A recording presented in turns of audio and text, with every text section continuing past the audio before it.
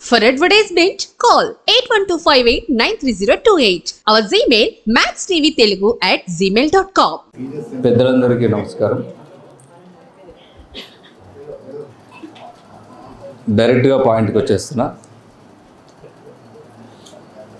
Yoga therapy గురించే మనం మాట్లాడుకుందాం, వేరే విషయం వద్దు. ఓకేనా? I have the experience of clinical experience, clinical patient dealing from the 99 నుంచి క్లినికల్ ఎక్స్పీరియన్స్ ఉంది నాకు. ఓకేనా? అంటే I'm dealing with the patient, only patients. తర్వాత క్రమంలో యోగా థెరపీ ఇట్లా కోర్సెస్ కండక్ట్ చేయడం, ఎంఎస్సి, పీజీ డిప్లొమా అట్లాంటి కోర్సెస్ కండక్ట్ చేయడం ఫస్ట్ హైదరాబాద్లో నేనే చేసిన. చాలామంది నా స్టూడెంట్స్ ఉన్నారు. అండ్ థెరపీ కోర్సెస్ కూడా కండక్ట్ చేసినాం, చాలా చేసినాం. నేను కొంతమంది తెలియవచ్చు, కొంతమంది తెలియకపోవచ్చు. సో థెరపీ అనేటప్పటికీ మనకు ఫస్ట్ ఒక యోగా మాస్టర్కి ఒక థెరపిస్ట్గా మారడానికి ఫస్ట్ కావాల్సింది ఏంటి చెప్పండి? First patient. Very good. Patient కావాలి. పేషెన్స్ కాదు, పేషెంటే కావాలి. Right, nice, great. ఇంకేం కావాలి? పేషెంట్ వచ్చిండు, ఓకే బాగానే ఉంది, నువ్వేదో చేస్తావని వచ్చిండు. అప్పుడు నీ దగ్గరికి వచ్చిన తర్వాత ఇన్డెప్త్ నాలెడ్జ్ ఎప్పుడు వస్తుందమ్మా? మరి మనం 1 year PG diploma in yoga course చేసినాం, మనం థెరపిస్ట్ అని ట్యాగ్ తయారు చేసుకుంటున్నాం బయట. ఎట్లా వస్తుంది? రాదు. సో ఇక్కడ థెరపిస్ట్ కావాలి అని అంటే థెరపిస్ట్గా నువ్వు ఎగ్జిస్ట్ అయి ఉండాలి ఈ సిస్టంలో. అంటే నీకేం కావాలి ఫస్ట్ అనేది నువ్వు తెలుసుకోవాలి. That is very important. మీరు ఏదన్నా చేయండి, మీరు ఏదన్నా, ఇదంతా కాదు, మీకేం కావాలా ఫస్ట్ అంటే నువ్వు ఎదుటోని హీల్ చేయడానికి, అంటే ఒక పేషెంట్ని హీల్ చేయడానికి నీ స్టాండర్డ్స్ ఏంటిదో నువ్వు తెలుసుకోవాలి ఫస్ట్. అది గుర్తుపెట్టుకోండి. ఓకేనా? సో ఆ స్టాండర్డ్ ఏంటి అంటే మీరు రాసుకోండి కావాలంటే ఫస్ట్. ఎందుకంటే 99 నుంచి పేషెంట్ డీలింగ్ చేస్తున్నాం మేము. ఓకేనా? అంటే నేను ఇప్పుడు నా 42 సంవత్సరాలు దాదాపు 99 నుంచి పేషెంట్ డీల్ చేస్తున్నాం. అంటే నీ దగ్గరికి వాడు పేషెంట్ అంటే నీ దగ్గర ఆశపడి వస్తాడు, నీ దగ్గర ఏమో దొరుకుతుందని వస్తాడు. అవునా? కాబట్టి నీకు ఏం నాలెడ్జ్ ఉంది? ఫస్ట్ పేషెంట్ని అసెస్ చేసేటటువంటి నాలెడ్జ్ ఉందా లేదా? That is the first thing. ఆ అసెస్మెంట్లో ఫస్ట్ నీకు కావాల్సింది ఏంటంటే హోల్ బాడీ. ఫస్ట్ పేషెంట్ రాగానే whole body observation is very important. అంటే పేషెంట్ చూడాలి. ఓకే, పేషెంట్ చూడంగానే మనకు కొంత అర్థం కావాలి. అర్థమైందా? అది ఒకటి. అంటే పేషెంట్ మీరు ఫిజికల్గా చూస్తారు, చూసిన తర్వాత వాళ్ళ నడకను అబ్జర్వ్ చేస్తారు, వాళ్ళు ఎట్లా నడుస్తున్నారు, వాళ్ళ హావభావాలు ఎట్లున్నాయి. ఈ అబ్జర్వేషన్ చాలా ఇంపార్టెంట్. ఫస్ట్ థింగ్ మనం చేయాల్సింది ఈ అబ్జర్వేషన్. అంటే ఇది కొంతకాలం తర్వాత వస్తుంది, ఇప్పుడేం రాదు.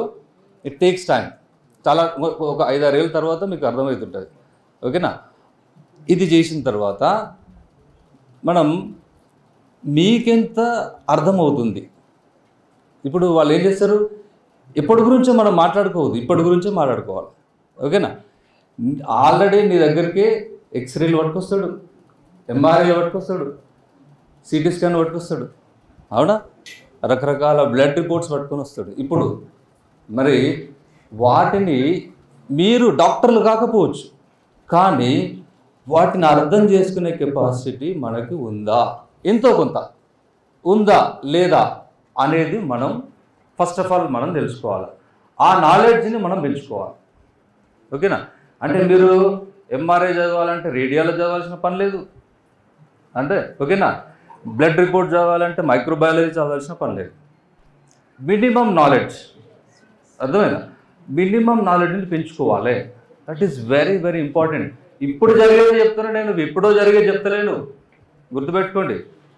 ఓకేనా? ఈ మినిమం నాలెడ్జ్ అంటే ప్యాథోఫిజియాలజీ అంటాం దీన్ని మనం. అంటే ఏంటిది? ప్యాథోఫిజియాలజీ. ఓకేనా? అంటే ప్యాథోఫిజియాలజీ అనేది మనకు కొంత కావాలి. మీరు పెద్ద యోగా మాస్టర్ కావచ్చు, మీరు గురువు కావచ్చు, కానీ పేషెంట్కి మీకు అది అవసరం లేదు. నువ్వు గుర్తుపట్టినవా లేదా, ఆడికి ఏం రోగం ఉందో నువ్వు గుర్తుపట్టినవా లేదా, అంతే సింపుల్ ఫ్యాక్ట్ ఇది. అవునా? సో అంటే కొంతపాటి ప్యాథోఫిజియాలజీ మనం నేర్చుకోవాలి. ఎంతమంది తెలుసు ఇప్పుడు మనకి ప్యాథోఫిజియాలజీ అంటే ఏంటిది?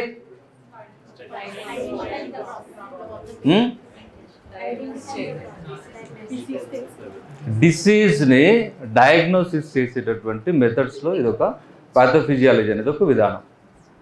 ఓకేనా? రైటా? అంటే చాలా ఇంపార్టెంట్ అండి ప్యాథోఫిజియాలజీ కనుక మనకి కొద్దిపాటి అర్థం చేసుకోకపోతే మనం ఏం చేస్తామంటే గుడ్డెద్దు చేలో పడ్డట్టుగా ట్రీట్మెంట్ ఇచ్చేస్తాం. ఏదో ఒకటి తగులుతుందిలే అని ఏదో ఒకటి ఇచ్చేస్తాం అంతే. ఓకేనా? సో అలా ఉండకుండా మనం ఖచ్చితంగా దాన్ని ఇంప్రూవ్ చేసుకుంటూ పోవాలి. ఇప్పుడు మనకి ఇంటర్నెట్ చాలా అవైలబుల్గా ఉంది. గూగుల్లో కొడితే ఏ సమస్య అయినా మనకి అర్థమైపోతుంది. సో కాబట్టి pathophysiology very important. And the second part next ఏంటిది అంటే మీకు ప్యాథోఫిజియాలజీ అర్థం కావాలంటే ఫస్ట్ బేస్ ఏం కావాలంటే ఎనాటమీ కావాలి. ఎనాటమీ అండ్ ఫిజియాలజీ కావాలి. అర్థమైందా? ఎనాటమీ ఫిజియాలజీ కనుక మీకు ఏమాత్రం తెలియకపోతే మీరు వెనక్కి వెళ్ళిపోండి, వేస్ట్. అంటే మనము థెరపిస్ట్గా పనికిరాం. రియల్గా చెప్తున్నాం. అంటే ఇక్కడ ఎవరిని బాధ పెట్టేది లేదు, ఎవరిని ఇబ్బంది పెట్టేది లేదు, బాధపడాల్సిన అవసరం కూడా లేదు. ఎనాటమీ అండ్ ఫిజియాలజీ, ఎందుకంటే ఇప్పుడు యోగా మాస్టర్స్ అందరూ దాదాపుగా నాన్ సైన్స్ బ్యాక్గ్రౌండ్ వాళ్ళే వస్తున్నారు. కాబట్టి ఎనాటమీ ఫిజియాలజీ మీద అవగాహన ఉండట్లేదు. ఒక పెద్ద మాస్టర్, చాలా పెద్ద మాస్టర్ ఒక ట్రీట్మెంట్ ఇస్తుంటే లివర్ ఎట్ సైడ్ ఉంటుంది అని పేషెంట్ని పడుకోబెట్టి చూపించి ఒత్తుతున్నాడు. లివర్ ఎట్ సైడ్ ఉంటుంది? లివర్ ఎక్కడ ఉంటుంది? ఎక్కడ చెప్పండి, చేయబెట్టి మీ బాడీ చేయబెట్టి చెప్పండి. నాకైతే లెఫ్ట్ ఉందా? నాకు లెఫ్ట్ ఉంది అనుకుంటున్నా. మీకు ఎక్కడుంది? పక్క రైట్ ఉందా? రైట్. ఓకే, లివర్ రైట్ సైడే ఉంటుంది. అర్థమైందా? ఇక్కడ ఈ రిబ్స్ కింద కొంచెం లోపల ఇక్కడ రైట్ సైడే ఉంటుంది. కానీ ఆయన లెఫ్ట్ సైడ్ పెట్టి ఇక్కడ లివర్ ఉంటుంది అని చూపిస్తుంది. ఎంత బ్లండర్ చెప్పండి. నువ్వు పెద్ద మాస్టర్వే, నీకు లివర్ ఏంటో తెలియదు, నువ్వు ట్రీట్మెంట్ చేస్తున్నావు. ఎంత తప్పు చెప్పండి. ఎందుకంటే ప్రతి ఒక్క విషయం ఇక్కడ కన్సిడరబుల్గా చేయాలి, ఖచ్చితంగా తెలుసుకోవాలి. నేనేం ఊరిగా చెప్తలేను, పెద్ద పెద్ద గురువులు ఉన్నారు ఇక్కడ, నేను ఏం ఊరిగా చెప్తలేను. 20 ఏళ్ళ నుంచి దీంట్లోనే ఉన్నా, కొన్ని వేల మంది పేషెంట్లను చూసిన, ట్రీట్మెంట్ చేస్తున్నాం. ఓకేనా? కాకపోతే మీకు ఏజ్లో చిన్నగా కనపడవచ్చు, కానీ 20 ఏళ్ళ నుంచి చూస్తున్నాం పేషెంట్లను. ఓకేనా? సో వాడు ఎటువంటి ప్రాబ్లమ్స్తో వస్తారు, ఎట్లా వాళ్ళని ట్రీట్ చేయాలి, వాళ్ళు మాట్లాడుతుంటేనే మనం అర్థం చేసుకునే స్థితికి ఇప్పుడు నేను ఎదిగినాం. వాళ్ళకి ఏముంటుంది ఏంది అనేది. సో అట్లా అనమాట. అంటే మనకి మినిమం నాలెడ్జ్ ఆఫ్ ఎనాటమీ ఉండాలి. ఓకేనా?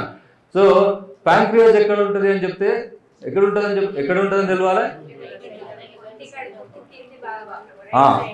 ప్యాంక్రియాస్ అంటే ఏంటిది తెలుగులో? క్లోమ గ్రంథి. ఏం చేస్తుందో దాని ఫంక్షన్ తెలియాలి. దాని ఫంక్షన్ తెలియాలా వద్దా? దాని ఫంక్షన్ తెలియకుండా నువ్వు షుగర్ తగ్గిస్తా అన్నావు అనుకో, ఏమంటారు దాన్ని చెప్పండి. యోగా మాస్టర్ అయినా నువ్వు నేను షుగర్ చిటికలు తగ్గిస్తా, ఈ ఆసనమే ఆ ఆసనమే అంటే ఏం చేస్తావు? నీకు ఎక్కడ చేయబెడితే ఎక్కడ ప్రెషర్ వస్తుంది? అర్ధమచ్చేంద్ర ఆసనము నిజంగా షుగర్కి పనిచేస్తుందా? చేస్తుందా? ఎంతమంది పర్ఫెక్ట్ చేస్తారు? సరే, నీ దగ్గర పేషెంట్ వస్తాడు, నువ్వేం చెప్తావు? అర్ధమచ్చేంద్రాసనం షుగర్ పనిచేస్తుందని అడ్వైజ్ చేస్తావు. ఆయనకు నిజంగా ప్రెషర్ వస్తుందా? ప్రెషర్ వస్తుందా? ఆయనకు ఆసనమే రాదు, ప్రెషర్ ఎక్కడొస్తుంది? ప్రెషర్ రావాలంటే ఎంత డెప్త్కి వెళ్ళిపోయి ఆసనం చేయాలి? నువ్వు ఎంత ఆసనాన్ని ట్విస్ట్ చేసి వస్తుంది, then how can you handle? చేయలేవు. అర్ధమచ్చేంద్రాసనం షుగర్కి పనికొస్తుంది నిజంగా అనేది ఒక బ్లండర్, గుర్తుపెట్టుకోండి. అది బుక్లో రాసి చదివి మనం పనికొస్తుందని అనుకుంటున్నాం ఇంతవరకు. కానీ ఎవరికి పనికొస్తుంది? మన ప్రమీల మేడం ఉంచుడు వాళ్ళకి పనికొస్తుంది, ఆమెకు పనికొస్తుంది. అర్థమైందా? ఇంతలో పొట్టుంది ఫర్ ఎగ్జాంపుల్, అర్ధమధ్యేంద్రాసనం వేపిస్తావు, ఎక్కడ ప్రెజర్ పడుతుంది? వాడికి ఫ్లెక్సిబిలిటీ లేదు, అర్ధమధ్యేంద్రాసనం వేయంటావు, ఎక్కడ పనికొస్తుంది? Just question, think about it. అర్థమైందా? ప్రాక్టికల్గా ఆలోచించండి. నేను రాంగ్ చెప్తలే, 100% రైట్ చెప్తున్నా. మీరు ప్రాక్టికల్గా ఆలోచించమని చెప్తున్నా. అర్థమైందా? సో అందుకోసమనే ఇక్కడ మనం థెరపీ ఇచ్చేటప్పుడు క్లియర్గా ఆలోచించి అక్కడ ఏం కావాలో వాళ్ళకి అది ఇవ్వగలగాలి. ఓకేనా? సో దీంట్లో భాగంగానే మనకి ప్యాథోఫిజియాలజీ చాలా ఇంపార్టెంట్ అని తెలుసుకున్నాం, as well as anatomy and physiology. Anatomy అంటేనేమో స్ట్రక్చర్, బాడీ స్ట్రక్చర్ చెప్తుంది. అంటే ఇప్పుడు నేను నిలబడ్డా, ఇట్లా నిలబడ్డా, నేను ఇట్లా నిలబడలే, ఇట్లనే నిలబడ్డా. ఇట్లా ఎందుకు నిలబడాలి అనేది ఒక సబ్జెక్ట్ గుర్తుపెట్టుకోండి. So that is called postural balancing. పోస్చర్ని ఎట్లా మనం దాన్ని రీకరెక్షన్ చేయాలి. పోస్చర్ని ఇప్పుడున్న ప్రజల్లో, అంటే ఇప్పుడున్నటువంటి జనాల్లో ఏం నడుస్తుందో తెలుసా? మొన్నటిదాకా కరోనా నడిచింది, ఎప్పుడు నడిచేది ఏంటిదంటే పోస్చరల్ పాండమిక్. గుర్తుపెట్టుకోండి, postural pandemic is going on, not now. From the last cell ఫోన్ని డిస్కవర్ చేసిన దగ్గర నుంచి పోస్చరల్ పాండమిక్ అనేది నడుస్తూనే ఉంది, ఇంకా నడుస్తూనే ఉంటుంది. మీకు పేషెంట్లు బోల్డ్ మంది దొరుకుతూనే ఉంటారు. గుర్తుపెట్టుకోండి, ఓకేనా? కాబట్టి మనకు తిరుగులేదు, ఎప్పుడు పేషెంట్లు వస్తూనే ఉంటారు. ఓకేనా? మనకు కావాల్సిందల్లా ఏంటంటే ఇక్కడ కేవలం పోస్చర్ ఎట్లా కరెక్ట్ చేయాలి. పోస్చర్ని కరెక్ట్ చేస్తే ఎన్ని రోగాలు పోతాయి తెలుసా? 80%. నేను మొన్న ఒక పేషెంట్ వచ్చింది, హీల్ పెయిన్ అని వచ్చింది. ఇక్కడ బేసిక్గా హీల్ పెయిన్కి నా డయాగ్నోసిస్ ఏంటంటే, మామూలుగా నేను డయాగ్నోస్ ఏం చేస్తా అంటే, హీల్ ఇక్కడ ఎక్స్ట్రా బోన్ పెరుగుతుంది జనరల్గా. అది ఎప్పుడు అంటే 40+లో ఇక్కడ ఒక బోన్ ఉంటుంది, దాన్ని బర్సే అంటాము. ఆ బర్సే అనే బోన్ ఒకటి గ్రోత్ అవుతుంది, దాన్ని మనం బర్సైటిస్ అని పిలుస్తాం. అది ఎక్స్రేలో మీకు తెలుస్తుంది, ఎక్స్రేలో అర్థమవుతుంది. సో జనరల్గా నేను డయాగ్నోస్ చేసి ఎక్స్రే రాస్తాను, నేను ఎక్స్రే రాసి తీసుకురండి మీకు ఏమైనా ప్రాబ్లం ఉందేమో అని రాస్తాను. అట్లా కాకుండా ఫస్ట్ ఏం చేసినామంటే ఆమెని పోస్చర్ కరెక్షన్ చేసినాం. ఎట్లా అంటే నాభి సెట్టింగ్ చేసి పోస్చర్ని కరెక్ట్ చేసినాం. మీరు నమ్మండి, ఒక్క సిట్టింగ్లో మొత్తం పోయింది, నొప్పి పోయింది. పోస్చర్ కరెక్ట్ చేసిన అంతే, నేను నాభి సెట్టింగ్ చేసి పోస్చర్ని కరెక్ట్ చేసినాం. వండర్ అనిపించింది మాకు, నాకే వండర్ అనిపించింది అసలు. అంటే ఏమైందంటే ఒక కాలు పొట్టిగుంది, ఒక కాలు పొడుగుంది. ఆ పొట్టిగున్న కాలుని కొంచెం అడ్జస్ట్ చేసి దాన్ని పొడుగు చేసి అండ్ హిప్ని కొద్దిగా అడ్జస్ట్ చేసినాం, అంతే. సింపుల్ లాజిక్, ఏం లేదు ఇక్కడ. అందుకే చెప్తున్నా, it's very important. Postural correction is very important. అర్థమైందా? సో అందుకే నేను ఓన్లీ కేవలం అంటే యాజ్ ఏ థెరపిస్ట్గా మనం చాలా నేర్చుకోవాల్సి ఉంటుంది. ఇప్పుడు యోగా థెరపీ మనం ఎంతవరకు ఎక్స్టెండ్ వెళ్తామో ఒకటి రెండింటిని కలుపుకుంటా. అంటే ఏంటిదంటే పోస్చరల్ కరెక్షన్స్కి కొన్ని టెక్నిక్స్ ఉంటాయి. ఆ టెక్నిక్స్ని మనం చేసినాం అనుకో, మనం ఫుల్ ఇంపాక్ట్ ఉంటుంది. అంటే మనం యోగా థెరపిస్ట్గా మనం చాలా బాగా సక్సెస్ అవుతాం. ఓకేనా? సో అట్లాంటి పోస్చరల్ కరెక్షన్స్ కూడా మనం తెలుసుకోవాలి యాజ్ ఎ థెరపిస్ట్. ఓకేనా? అంటే ఎనాటమీ తెలుసుకున్నాం. ఇప్పుడు ఎనాటమీ ఫిజియాలజీలో ఇది చూసుకున్నావా, ఇది చూసుకోవాలి. దిస్ ఈజ్ కాల్డ్, ఇదేంటి? Pelvis region. పెల్విస్లో ఏమేమి ఉంటాయి ఏరియాలో? ఇక్కడ ఒక హిప్ జాయింట్ ఉంది అండ్ ద సెంటర్లో ఏముంది? వి షేప్లో ఉండేది ఏంటిది? సాక్రోసేక్రమ్ and the coccygeal and then sacroiliac joint. ఓకేనా? తర్వాత హిప్ జాయింట్ ఉంటుంది, రైట్? దాంట్లో ఎప్పుడైనా గుర్తుపెట్టుకోండి, ఈ కరెక్షన్ కనుక మనం చేయగలిగితే, అంటే హిప్ కరెక్షన్ ఈ సాక్రో ఇలియాక్ జాయింట్లో మీరు కరెక్షన్ చేస్తే అప్పుడు ఏమవుతుందంటే ఒక 40-50% ప్రాబ్లం అంటే అక్యుములేటెడ్ ఎనర్జీ రిలీజ్ అవుతుంది. ఇక్కడున్న ఎనర్జీని మనం రిలీజ్ చేయకుండా మీరు యోగా థెరపీ చేయించండి, ఆసనాలు చేయించండి, మీకు పెద్ద రిజల్ట్ రాదు. అంటే ఇమ్మీడియట్గా రిజల్ట్ రాదు. రిజల్ట్ రావడానికి ఇప్పుడు మనం ఎంత ఎక్స్పర్ట్ అయినా సరే, పెద్ద పెద్ద గురువులు 20 ఏళ్ళ నుంచి మీరు చేస్తున్నా సరే, కానీ కొన్ని చిట్కాలు చేసినాం అనుకోండి, అప్పుడు మీకు ఏమవుతుంది, ఇమ్మీడియట్ రిజల్ట్ వస్తుంది. పేషెంట్ ఎంత హ్యాపీగా ఉంటాడు. ఓకేనా? అందుకోసమనే మనం దీన్ని హిప్ని కరెక్షన్ చేసుకుంటూ, ఈ హిప్ ఒకటే కాదు, పేషెంట్ డయాగ్నోసిస్ వెరీ ఇంపార్టెంట్. ఇప్పుడు బ్యాక్ పెయిన్ కానీ మనం ఏం చేపిస్తామంటే రకరకాల ఆసనాలు చేపిస్తాం. ఏదో ఒకటి సేతుబంధాసనమో మర్కటాసనమో ఏదో ఒకటి చేపిస్తాం. ఓకేనా? ఓకే, బాగానే చేపిస్తాం. నీకేం తెలుసు? నా క్వశ్చన్ ఏంటంటే, నీకేం తెలుసు? పేషెంట్ వచ్చిండు, నీకేం తెలుసు? సేతుబంధాసనం వేపిస్తున్నావు, మర్కటాసనం వేపిస్తున్నావు. What did you diagnose? What is the diagnose method? నీకు అక్కడ ఏముంది అనేది నీకేం తెలుసు అనేది నా క్వశ్చన్. బ్యాక్ పెయిన్తో వచ్చిండు, నువ్వు అర్థం వచ్చింది, అదే ఆసనాలు వేపిస్తున్నావు, అంతవరకు ఓకే. నీ పాయింట్ ఆఫ్ వ్యూలో నీకు క్లారిటీ ఉండాలి. ఏంది ఆ క్లారిటీ?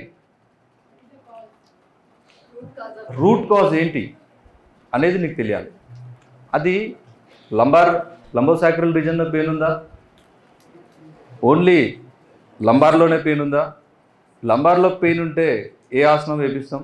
లంబోసాక్రల్లో పెయిన్ ఉంటే ఏం ఆసనం వేపిస్తావు? ఒకవేళ సాక్రో ఇలియాక్ జాయింట్ ఉంది, సాక్రో ఇలియాక్ జాయింట్లో ఉంటే మనం ఏ ఆసనాలు వేపిస్తాం? ఒక క్లారిటీ అంటే డిస్టింక్షన్ ఉండాలి. మీరు అన్నిటికీ కలిపి నేను ఒకటే ఆసనం వేపిస్తా అని అంటే కాదు. అవుతుంది, రిజల్ట్ వస్తుంది, మెల్లగా వస్తుంది, కానీ తొందర రావాలి. అర్థమైందా? ఆ క్లారిటీ ఒక థెరపిస్ట్కి ఉండాలి అనేదే నా ఆలోచన. అవునా కదా? క్లారిటీ ఉండాలో థెరపిస్ట్కి. ఇప్పుడు నేను థెరపీస్ చాలా అంటే థెరపీ బ్యాచెస్ రన్ చేసినాం. సార్ నాకు రిజల్ట్ వస్తలేదు అంటే, రిజల్ట్ ఎందుకు రాదు? నీ క్లారిటీ లేదు ఫస్ట్. అర్థమైనా? రిజల్ట్ ఎందుకు వస్తలేదు అంటే నీ క్లారిటీ లేదు. నీ క్లారిటీ ఉంటే ఖచ్చితంగా నీకు రిజల్ట్ వస్తుంది. నువ్వేం చేస్తున్నావో నీకు తెలియట్లేదు ఫస్ట్.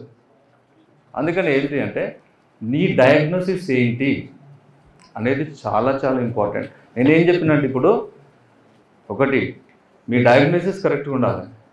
ఎనాటమీ ఫిజియాలజీ మీద కరెక్ట్గా నీకు పట్టు ఉండాలి. అండ్ థర్డ్ వన్ ఏంటంటే ప్యాథోఫిజియాలజీ మీద మంచి పట్టు ఉండాలి. గుర్తుపెట్టుకోండి, ప్యాథోఫిజియాలజీ అనేది కూడా చాలా చాలా ఇంపార్టెంట్. అంటే నీకు వాడికి ఒక రోగం ఉంది, ఆ రోగం పేరు నీకు తెలియాలి, నీకు అర్థం కావాలి. అర్థమైందా? ఇంకొక ఎగ్జాంపుల్ చెప్తా.